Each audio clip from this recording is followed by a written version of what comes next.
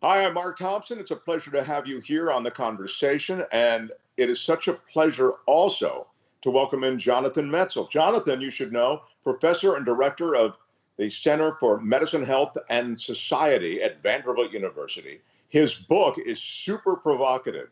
It's called Dying of Whiteness. Yeah, the world of guns, though, enters very much into a lot of the conversation and the activism and those things that Jonathan has been very passionate about. So we'll get to some of that. Hi, Jonathan. Hi, how are you?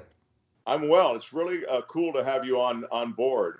Um, I thought of you actually. This is sort of odd because I know that guns, and we're going to talk about it, and the funding of gun research, which has sort of been something that's been carved out for many years. But this topic of guns is something that's very dear to you.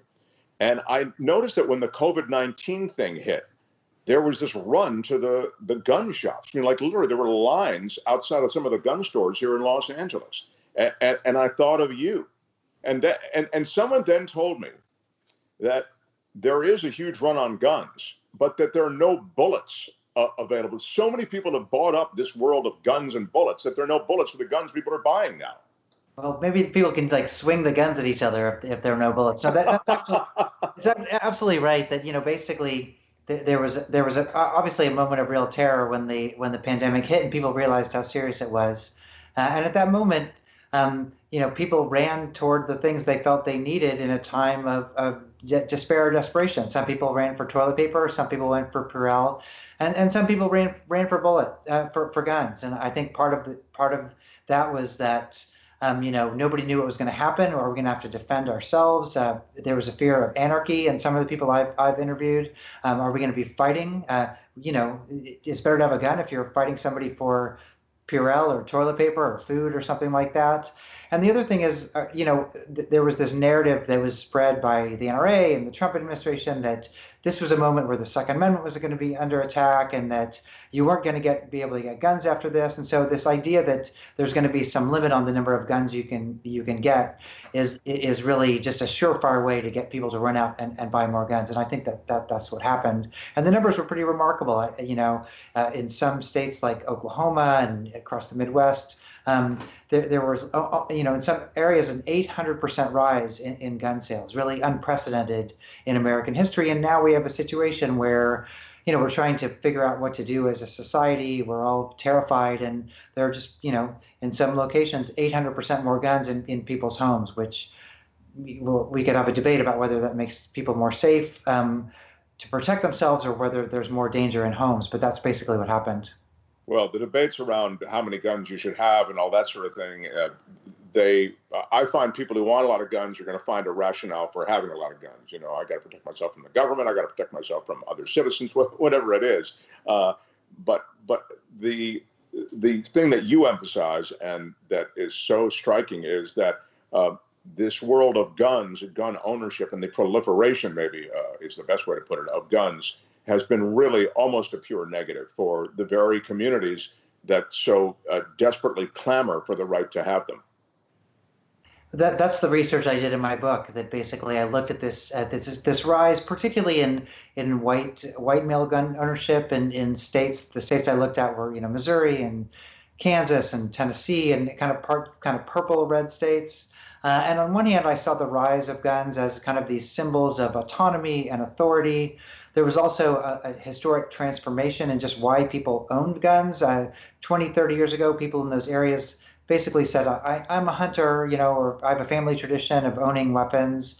And the NRA and politicians were basically able to shift that narrative almost entirely to all of a sudden people started needing guns to protect themselves from other people, from, to use LaPierre's language from the NRA, gangbangers and carjackers and all these people. And the minute people started fearing other people and needing guns for that, there was a dramatic rise, unprecedented rise in gun ownership to the point where before the pandemic hit, the U.S. had about 4.5% of the world's population, but over 50% of the world's civilian-owned firearms, really a civilian arsenal.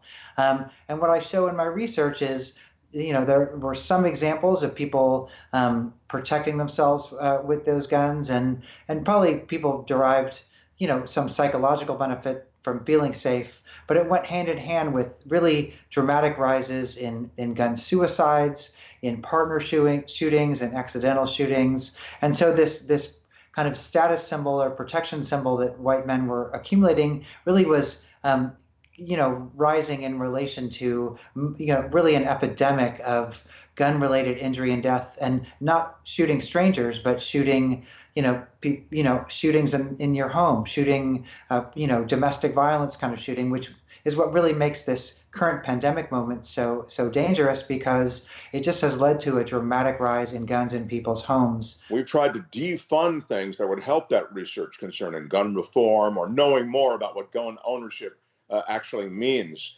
in terms of statistics that involve death and gun accidents and that sort of thing.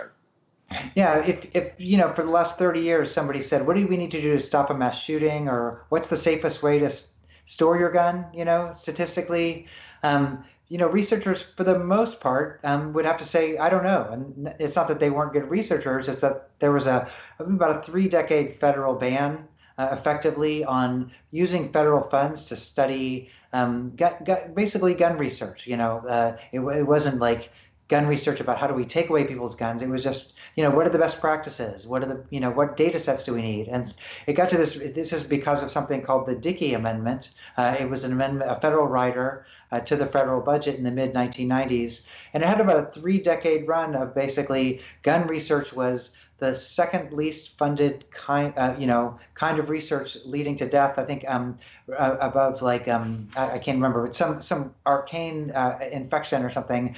There was hardly any research for gun studies, and so we really have a shortage of knowledge to help us at a time like this. Now, things started to change right before the pandemic. The Congress passed a budget that had about $20 million for gun research. So, right now, fortuitously, we're seeing some of the first federal funding for gun research. But it's important to note that that was really a one-time budget pass, and the Dickey Amendment is still in place. And so it's really this crazy situation where guns are proliferating, shootings are proliferating, and we have this dearth of science where we don't know how to keep people safe. So no matter what happens in this moment, I think it's really a moment where we need to keep pushing for more research about just what are the best practices, what are the best laws, what are the best policies. Can you speak to how that world of whiteness played out in the book? It played out in your research and what you've focused upon. How that works itself out somehow with people's image of themselves and who they vote for as their leader. Well, I'm not in the book. I'm not talking about like all white people or white identity.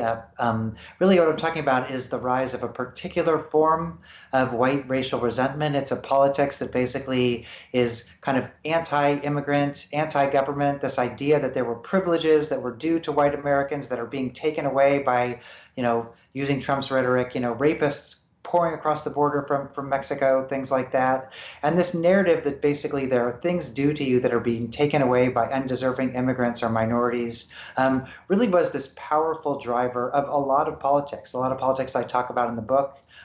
Certainly with the Affordable Care Act, which would have helped a lot of people in a lot of red states, but GOP politicians were able to basically say, no, this system is going to be gamed by Mexicans and immigrants, or Obama, the witch doctor, things like that. And they were able to basically get people to vote against their own health care.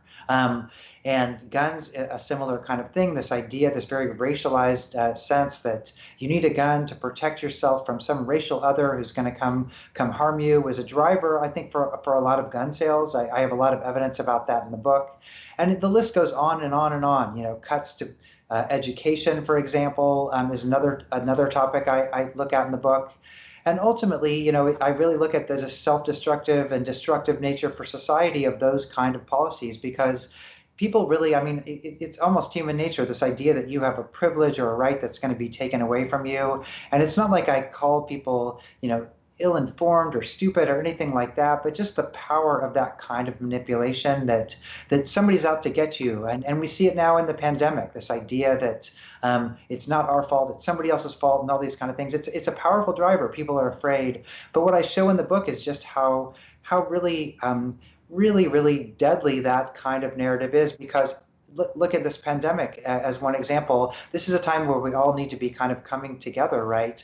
But instead, this idea that we're all fearing each other really leads to horrible, horrible health outcomes. The book is Dying of Whiteness, and I hope you'll come back through. You're a great visitor, and I love this conversation. I think, unfortunately, it's all too relevant all the time. So thanks again. Let's keep talking for sure. Good deal. Thank you. Thanks for watching this free clip of the Young Turks. Don't forget to become a TYT member today. For more exclusive content, join now at tyt.com/join.